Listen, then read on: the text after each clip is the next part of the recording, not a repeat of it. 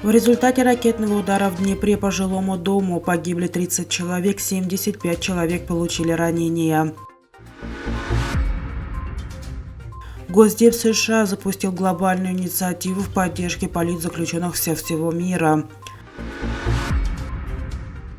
Организация исламского сотрудничества направит в Афганистан делегацию для обсуждения прав женщин. Замминистра энергетики Узбекистана Шерзод Ходжаев отправлен в отставку. Днем 14 января во время очередного массированного обстрела России и Украины одного из ракет попала в 9-этажный жилой дом в Днепре, полностью обрушив один из его сегментов. По последним данным, на месте взрыва найдены тела 30 погибших, в том числе одного ребенка. Разбор завалов и поиски выживших продолжаются. Существует опасение, что число жертв может возрасти. Ранения получили 75 человек, из них 14 детей. Президент Украины Владимир Зеленский 15 января в вечернем обращении сказал: в перечне погибших 30 человек, в том числе один ребенок, девочка, ей было 15 лет.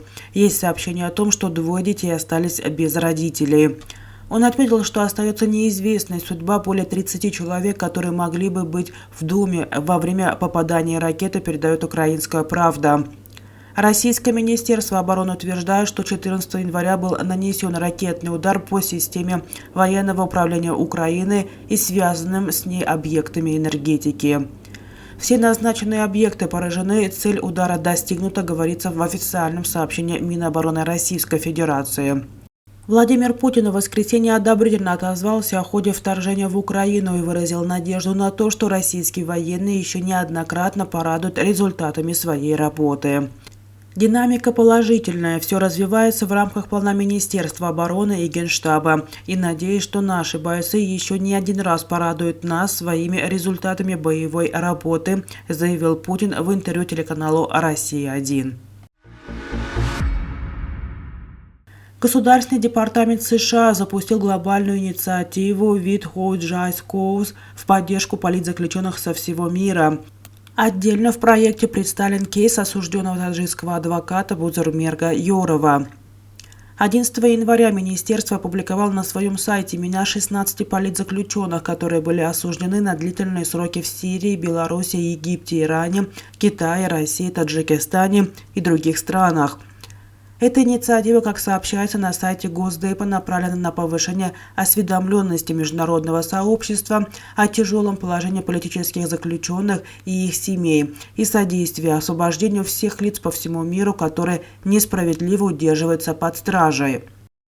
Авторы инициативы отмечают, что некоторые правительства злоупотребляют своими правовыми системами, преследуя мирных протестующих или критиков власти по надуманным обвинениям, таким как терроризм, экстремизм, киберпреступления, распространение фальшивых новостей или хулиганство.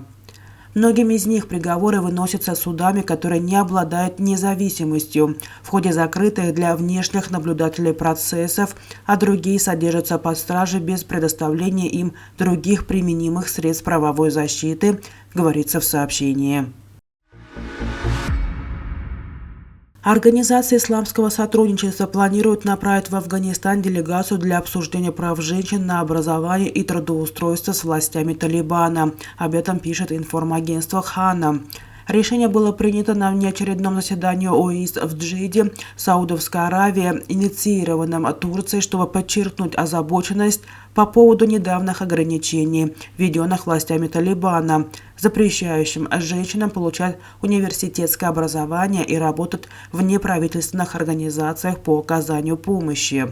Генеральный секретарь ОИС Хисейм Брахим Таха заявил на встрече, что делегация сосредоточит внимание на мерах правительства Талибана, направленных против основных прав на образование, занятость и социальную справедливость афганских девочек и женщин, поскольку эти права являются главным приоритетом для исламского мира.